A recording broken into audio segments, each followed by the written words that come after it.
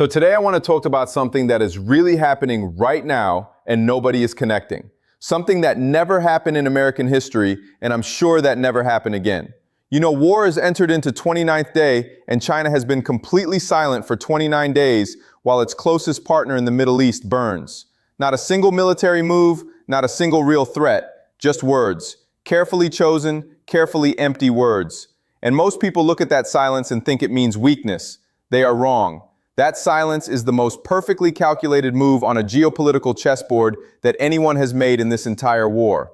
And by the end of today, I'm going to show you exactly what China is doing and why it terrifies me more than anything else happening right now. Because there is a story that broke this week that changes everything about how we understand why this war started, why it is going the way it is going, and why America may have walked into the single biggest intelligence trap in its modern history. And that story involves one man, one promise, and one catastrophic failure.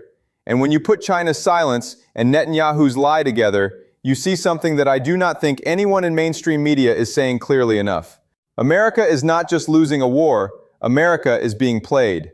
Simultaneously, on 3 different boards, by 3 different players, and it does not even fully realize it yet. Let us begin. Part 1, the promise that started a war. I want you to go back with me to January 2026. The war has not started yet. Netanyahu flies to Washington for an emergency visit.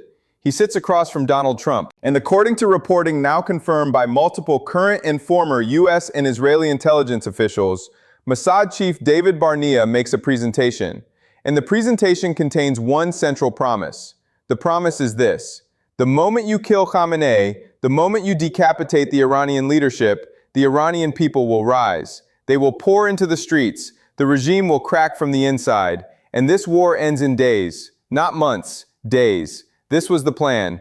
Kill the leadership, spark the revolution, end the regime before it can fight back. Fast, clean, decisive. The kind of war that looks like a masterpiece on television. And Netanyahu sells it to Trump.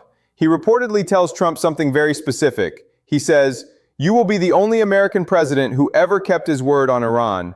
Every president before you promised and did nothing. You are the one who actually does it." This speaks directly to Trump's deepest motivation, his need to be the one who succeeded where everyone else failed. And it works. On February 28, 2026, Operation Epic Fury begins. Khamenei is killed. The Iranian supreme leader, the man who led Iran for over 30 years, is assassinated in an airstrike on his compound in Tehran. The Iranian defense minister is killed. The IRGC commander is killed. 7 senior security leaders are confirmed dead in the opening hours. It is the most dramatic decapitation of a government since the early days of the Iraq War. And then the world waits for the uprising. It does not come. 3 weeks into the war, the streets of Tehran are not full of protesters celebrating. They are full of fear. Not fear of the regime, fear of the bombs, fear of the strikes, fear of what happens next. The people of Iran are not rising up against their government. They are sheltering from American airstrikes. And the regime, bruised, battered, missing most of its top leadership, is still standing, still fighting, still firing missiles at American bases across the region. And now here is the part that should make every American very uncomfortable. Because according to that same reporting, U.S. officials were never fully convinced the uprising would happen. American military leaders warned before the war started that protests were unlikely during a bombing campaign. They said it explicitly. You cannot bomb a population into revolution. People do not take to the streets against their own government when foreign bombs are falling on their cities. History does not work that way. It has never worked that way. But the warning was ignored, or overridden, or simply set aside because the political pressure to act was stronger than the strategic logic against it. And now America is in a war it cannot win quickly, cannot exit cleanly, and cannot admit it misunderstood. And the man who sold the plan, Netanyahu, is pointing fingers at Mosad. And Mosad is pointing fingers back at Netanyahu. And somewhere in that exchange of blame, 29 American military personnel have been wounded in Iranian counterstrikes on U.S. bases. And the war is grinding on with no clear end in sight. That is the first piece of the picture. Part 2. What China actually did. Now let us talk about the silence. Because when you understand what China has actually done in this war, the silence stops looking like weakness and starts looking like the most sophisticated strategic play you have ever seen. Here are the facts. China and Iran signed a 25-year comprehensive cooperation agreement in 2021. Iran is a member of BRICS. Iran is a member of the Shanghai Cooperation Organization. China imported over 520 million barrels of Iranian oil in 2025 alone, accounting for more than 80% of all Iranian oil exports. By almost every measure, Iran is China's most important energy partner in the Middle East. And when America and Israel launched Operation Epic Fury and killed the Iranian supreme leader, China's response was to hold a press conference and call for restraint. That is it.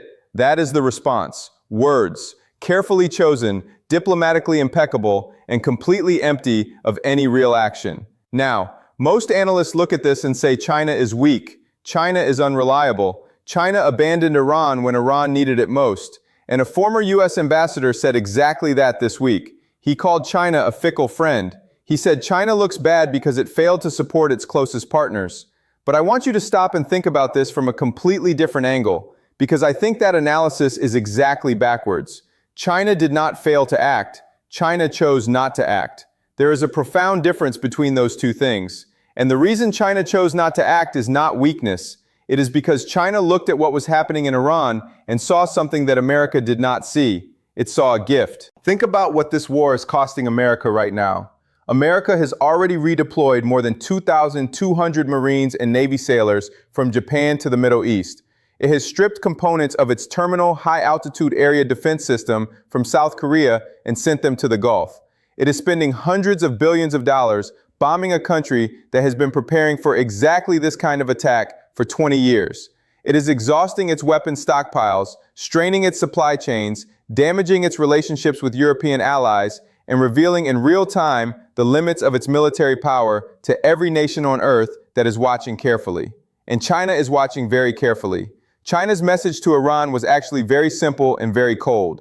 China's message was, resolve your own problems. We will do business with you when this is over, but do not expect us to fight your war, because we have our own priorities. And our priority right now is Taiwan. Our priority is our own national reunification.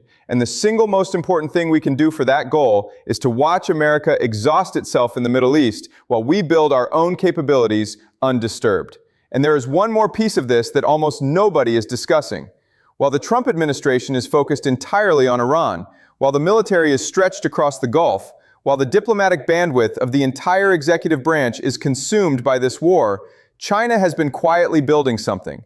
It has been building alternative financial infrastructure through BRICS payment systems.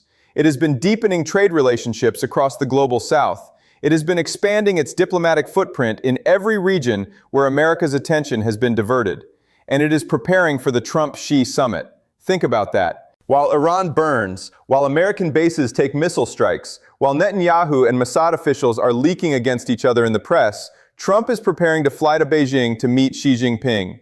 And Xi is going to sit across from a president who is desperate for a deal, desperate to show a win, desperate to end at least one of the multiple crises consuming his administration. And Xi knows it, and Xi will extract concessions accordingly. The silence was not weakness, the silence was the setup. Part 3. The trap that is still closing. So now I want you to see what I see when I put all of this together.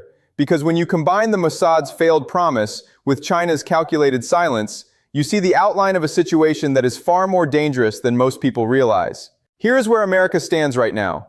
The quick war that was sold to Trump has not happened. The Iranian regime did not collapse. The Iranian people did not rise up. And the military reality on the ground is grinding and expensive and deeply uncomfortable for everyone involved. America cannot end this war on terms that look like victory. Because Iran, despite losing its supreme leader, despite losing most of its senior military leadership, despite taking the most intense American and Israeli bombardment in its modern history, is still functioning, still fighting, still firing. And America cannot withdraw, because withdrawal means admitting that the Mossad's promise was false. It means admitting that the intelligence was wrong. It means admitting that the war started on a foundation that did not hold. And no American president, not this one, not anyone, can do that without paying a catastrophic political price. So America is going to escalate. The pressure to do something visible, something dramatic, Something that looks like winning is going to build every single day that this war continues without a decisive outcome. And that escalation path, as I have explained before, leads directly toward the ground invasion trap. Karg Island, the Iranian coast, the Zagros Mountains, and the same mission creep that turned 3,000 Marines in Vietnam into 500,000 soldiers 4 years later. And while that happens, China waits, patiently, building, preparing, watching America do to itself in Iran exactly what China would never be foolish enough to do. This is not a coincidence. This is not an accident. This is a pattern, and it is the most important pattern of our time. Part 4, what this means for you. I want to end with something that I think most political analysis misses completely, because this is not just a story about governments and generals and intelligence agencies. This is a story about consequences that reach directly into the lives of ordinary Americans and ordinary people everywhere. Every dollar America spends in Iran is a dollar it is not spending on infrastructure, on healthcare, on the crushing cost of living that is already breaking millions of American families. Every weapon system America uses in the Gulf is a weapon system that has to be replaced, and replacing it costs money that America, sitting on $39 trillion of debt, does not have without borrowing more, printing more, or asking the world to keep buying US dollars with the same faith they had when America was the unchallenged guarantor of global stability. And here is the hardest truth of all. The nations that are supposed to keep buying those dollars, the nations that are supposed to keep recycling their oil revenues back into American financial markets, the GCC states that are the foundation of the petrodollar system, they are watching everything that is happening right now. They are watching America commit to a war it cannot quickly win. They are watching the Mosad's plan fail. They are watching China stay out and grow stronger, while America burns energy and resources in the desert. And they are making calculations, quiet, private, extremely consequential calculations about where the world is going and which side of history they want to be standing on when the dust settles. Because here is what nobody in mainstream television is saying. The real cost of this war is not the bombs. The real cost is not even the soldiers. The real cost is the slow erosion of the one thing that makes America's economy function: trust. Trust that the American dollar is worth holding. Trust that American power is worth aligning with. Trust that when America commits to a fight, it wins. And that trust, once lost, does not come back easily. It does not come back in months. It comes back in decades, if it comes back at all. So let me recap what we covered today. Netanyahu went to Trump in January with a promise from Mosad chief David Barnea. Kill Khamenei, spark the revolution, end the regime in days. Trump bought it. The war started on February 28. Khamenei was killed. 6 other senior Iranian leaders were killed. The Iranian revolution did not come. The regime is still standing. EJK Netanyahu and Mossad are blaming each other while American soldiers take missile strikes and the war grinds on with no clean gay exit. While all of that happened, China said nothing, held press conferences, called for restraint, evacuated its citizens, and waited. Because China understands something fundamental that the architects of this war either forgot or never knew. The nation that stays out of someone else's crisis while their competitor exhausts itself fighting it is the nation that wins the century. Not the battle, the century. NGK is still closing. The pressure to escalate is building. The ground invasion possibility grows more real every week. NGK and the petrodollar, the foundation of American economic power, is watching all of this happen with a quiet dread that should alarm every single person who holds American dollars in their pocket. America walked into this war on a promise that did not hold. China is watching it happen from a distance with absolute patience, and the rest of the world is taking notes. Whether America finds a way out of this before the trap closes completely, that is the question that will define the next decade of global history. And right now, honestly, I do not know the answer. Subscribe for more analysis of this conflict explained for you. And tell me in the comments, do you think America realized it was being played, or is it still playing by the rules of a game that already ended? I will see you in the next one.